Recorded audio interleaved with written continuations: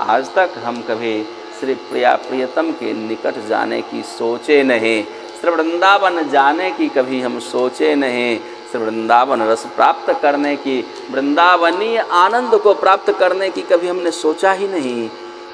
कैसा हुआ जीवन हमारा। अरे वो कैसे होंगे, वो वृंदावन वासी कैसे होंगे, हम जिस यश मान प्रतिष्ठा, घर परिवार संतान की वृद्धि समृद्धि के लिए, हम जिस सुख संसाधन संपदा की समृद्धि के लिए, धन बढ़ाने के लिए जो पागल हो रहे हैं, जिसके पीछे हमने कुछ भी विचार नहीं किया, अपने आप को आत्मसमर्पित कर दिया, निछावर कर दिया, जिस धन मान सम्मान प्रतिष्ठा संतान आदि को प्राप्त करने के लिए, वो व्यक्ति कैसे होंगे जो इन सबों को, जिसके लिए हम पागल हो रहे हैं, उस पे लात ठोकर मार करके जो श्री वृंदावन आश्रित होकर के रह रहे हैं, यश मान संतान सम्मान प्रतिष्ठा पैसा आदि सब कुछ से मुख मोड़ करके श्री प्रिया प्रियतम के पाद पद्म की शरणापन्नता लेकर के बस वहीं आनंद मौज से रह रहे हैं, उनका जीवन कैसा होगा। वो वृंदावनवासी कैसे होंगे जो उसी में अपने आप को परम भाग्यशाली मानते हैं। एक बार उनका भी तो हमें जीवन देखना चाहिए जाकर के। ऐसा विचार भी नहीं आता और कहता है कि हम बड़े सफल हैं संसार में।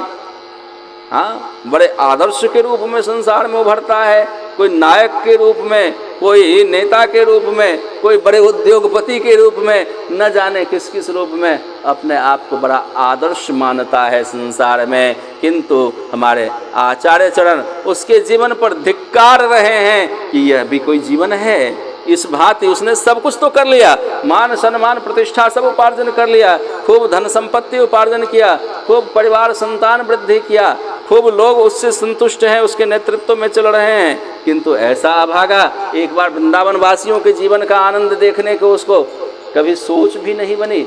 एक बार सोचे तो वह भी कोई आनंद है, जाकर के एक बार देखूं वो कैसे खुश रहते हैं जो न यश के पीछे मरते हैं, न परिवार संतान समृद्धि के लिए वो जीवन जीते हैं, न उद्योग संपदा उनको वृद्धि करनी है।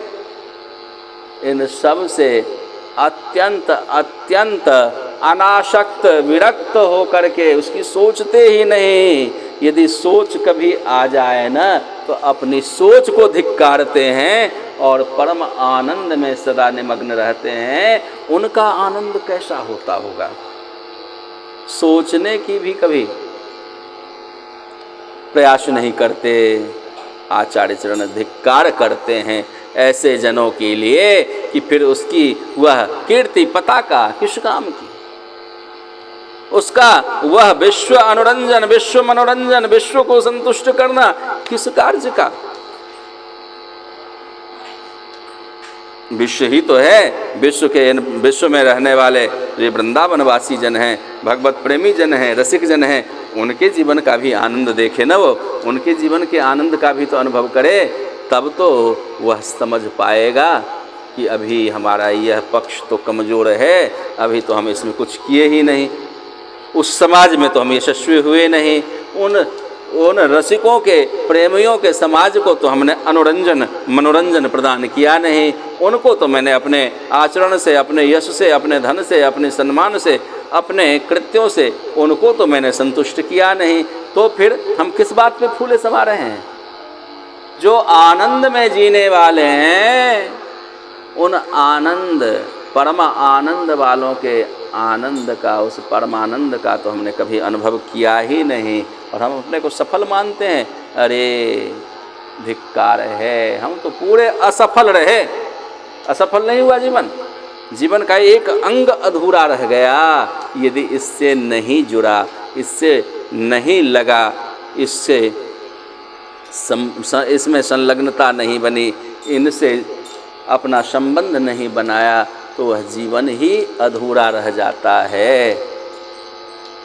एक पक्ष ही हुआ जीवन का, वह विषयों में संलग्न रह करके विषयों के गर्त में डूब करके सूअर कुत्ते की तरह उन विषयों को भोगते हुए आनंद अनुभव करना, यह तो एक तरह का आनंद हुआ उसके जीवन का।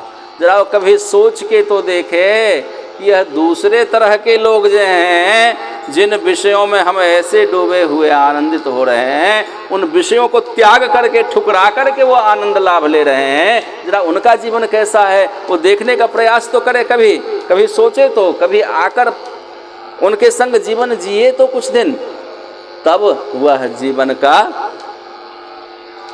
सदुपयोग मान सकता है, तब उसका जीवन पूर्ण माना जा सकता है। तो एक पक्षीय जीवन है, पशुवत जीवन जिया, पशुओं की तरह आनंद प्राप्त किया, मानवीय आनंद पाया ही कहाँ। विषयों में रह कर के विषयों का ही आनंद आस्वादन किया, विषयों से दूर रह कर के भी कोई आनंद होता है, उसको वो जाना कहाँ, समझा कहाँ।